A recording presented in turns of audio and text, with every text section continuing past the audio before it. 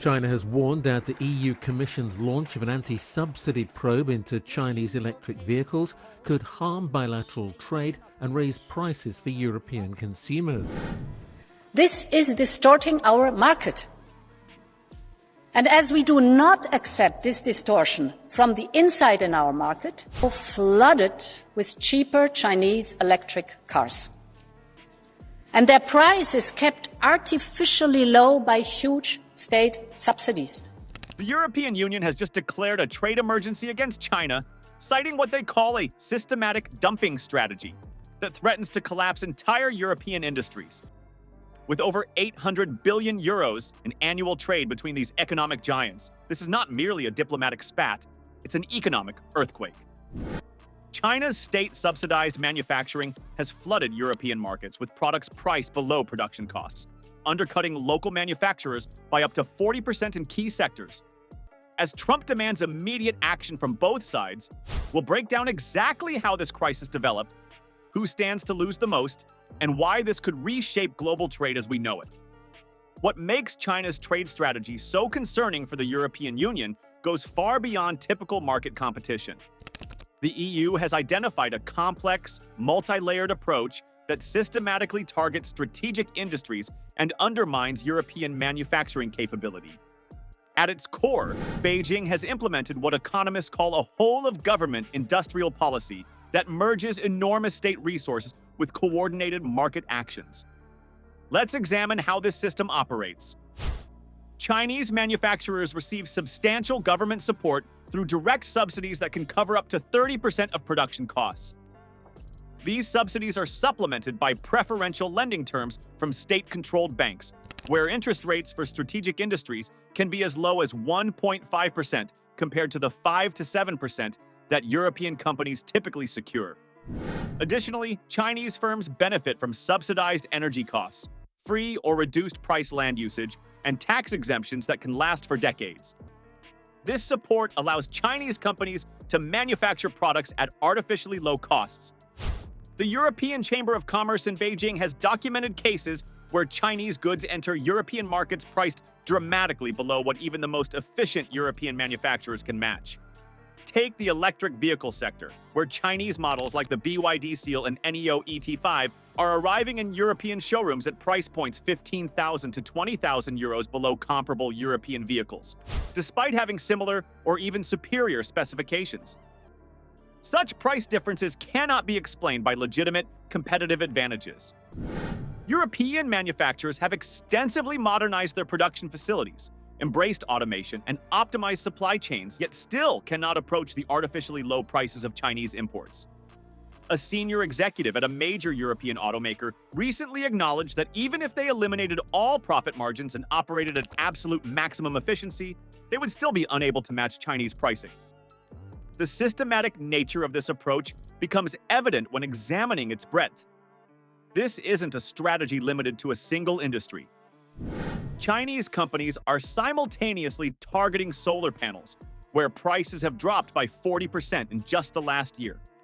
Steel products, which are entering Europe at 35% below production cost, advanced batteries for energy storage, telecommunications equipment, and increasingly high-value medical devices and equipment. The EU says it plans to slap anti-dumping tariffs on imports of Chinese solar panels. Brussels accuses China of selling them below cost to take market share. But European manufacturers say that's because Chinese manufacturers are not playing fair, selling their products far below cost and driving the competition out of business. 15 member states, including the UK and Germany, are opposed. Italy and France lead 12 others in favor of the tariffs.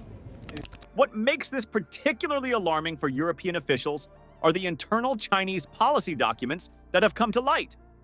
These papers reveal explicit government directives to capture market share in strategic industries regardless of short-term profitability.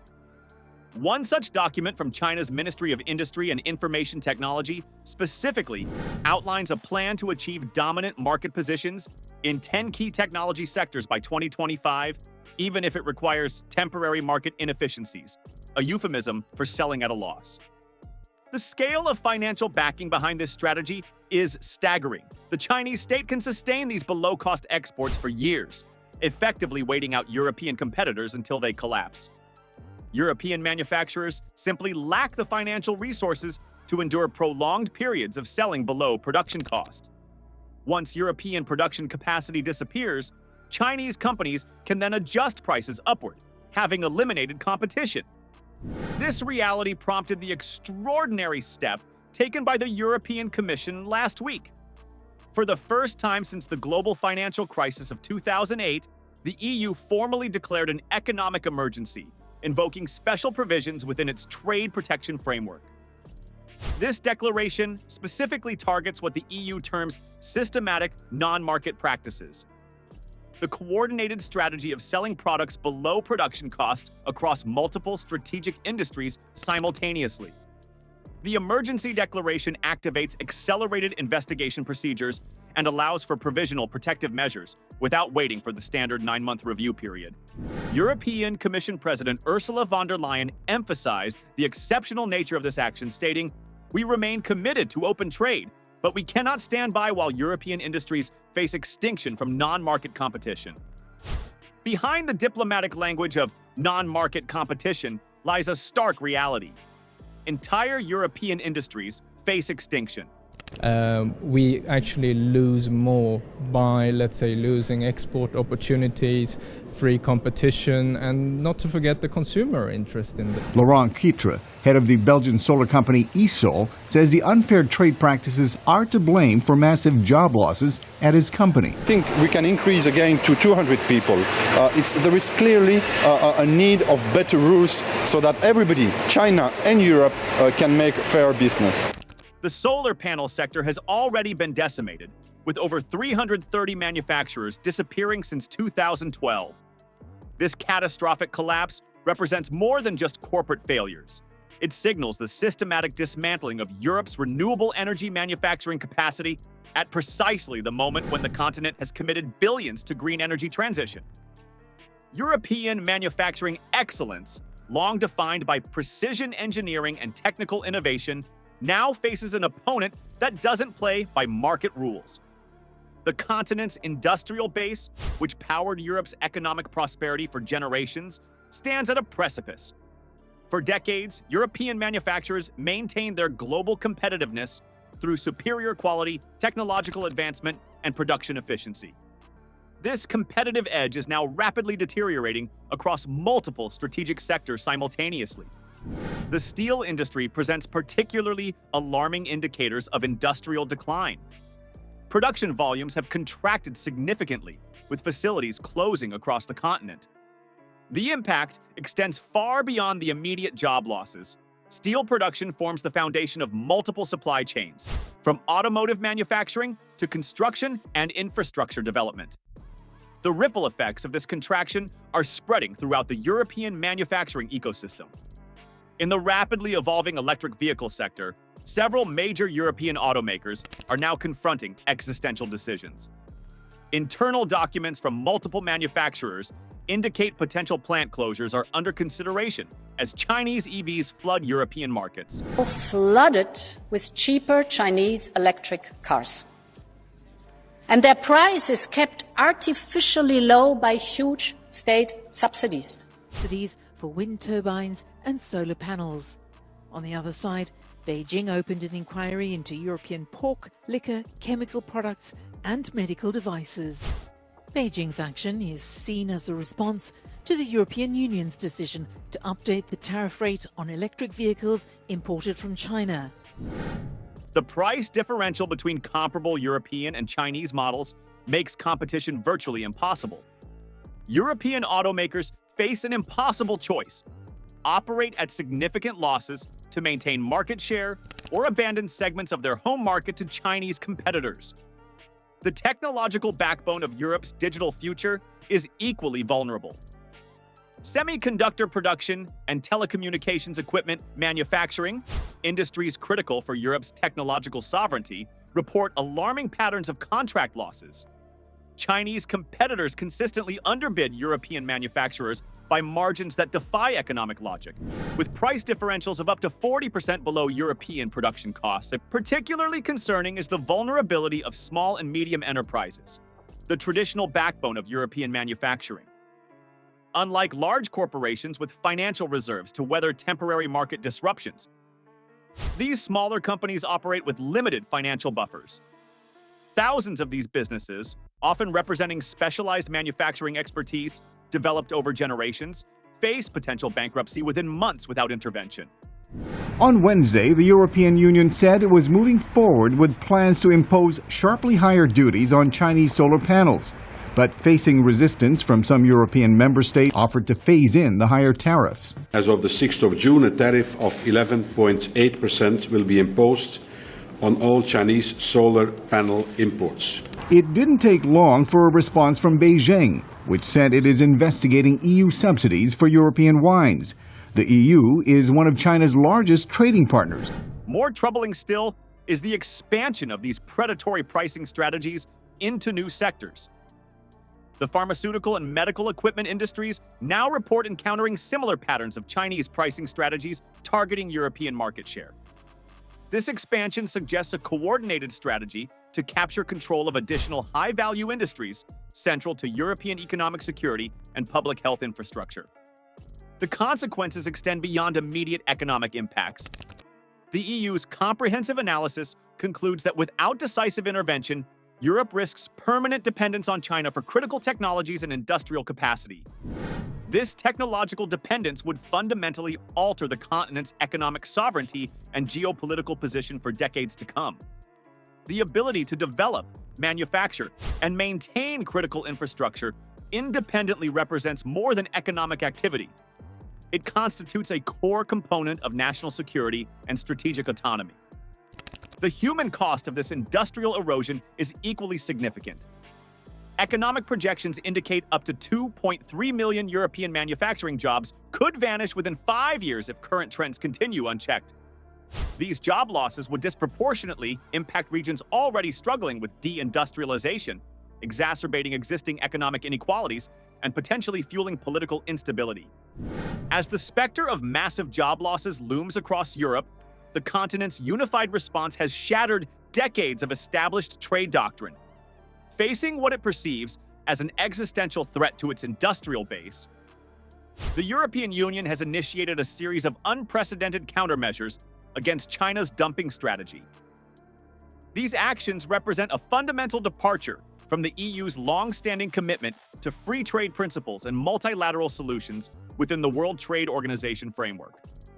The most striking aspect of these new measures involves the implementation of substantial tariffs, reaching an astonishing 83.5% on Chinese electric vehicles and 45.8% on solar panels. These percentages far exceed typical tariff rates and reflect the EU's assessment of just how severely Chinese products are being priced below production costs. For European consumers, this means the era of artificially cheap Chinese imports may soon end, with price increases expected across multiple product categories. In a notable shift toward administrative efficiency, the European Commission has proposed a new anti-dumping acceleration procedure designed to drastically reduce response times to market threats.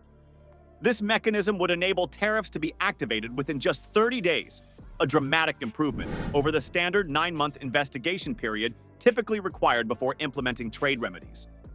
This acceleration indicates recognition that the traditional bureaucratic timeline is incompatible with the rapid pace at which European industries are being undermined. Perhaps the most controversial component of the EU's strategy is the proposed creation of a €250 billion European Industrial Protection Fund. This massive financial initiative would directly subsidize vulnerable European industries, effectively creating a European version of the very state support mechanisms the EU criticizes China for utilizing. The scale of this proposed fund underscores both the perceived severity of the threat and Europe's willingness to consider previously unthinkable interventionist policies.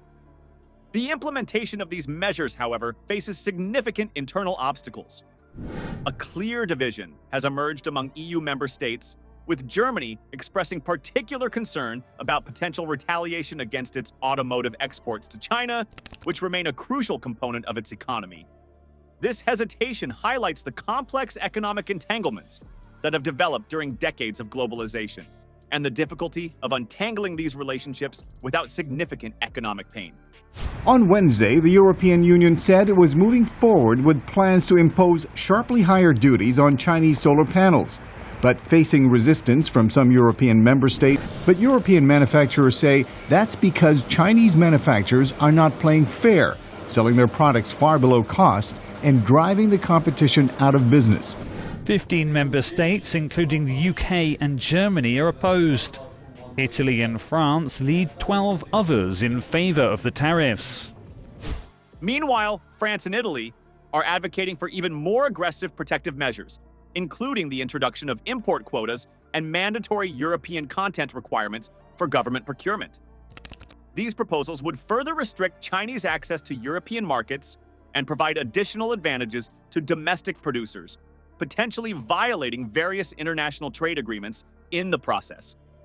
Recognizing the diplomatic ramifications of these actions, the EU is simultaneously pursuing dialogue with Beijing. A high-level delegation is scheduled to visit China in the coming weeks, attempting to negotiate solutions that might prevent a full-scale trade war. This two-track approach of protection and diplomacy reflects Europe's desire to defend its industries while maintaining some semblance of constructive relations with the world's second-largest economy. EU Commission President Ursula von der Leyen has publicly characterized these combined measures as the most significant trade protection actions in European history, signaling that Brussels views this moment as a pivotal turning point in EU-China relations.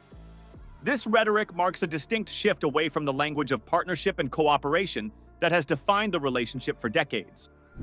For European consumers, these protective measures will not come without costs.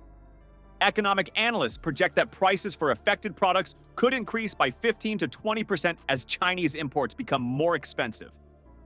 The political calculation being made is that this consumer impact is justified by the preservation of hundreds of thousands of manufacturing jobs that might otherwise disappear. Hope you liked this video. If you want to know about how US imposed tariff on it, allies, click on the next video.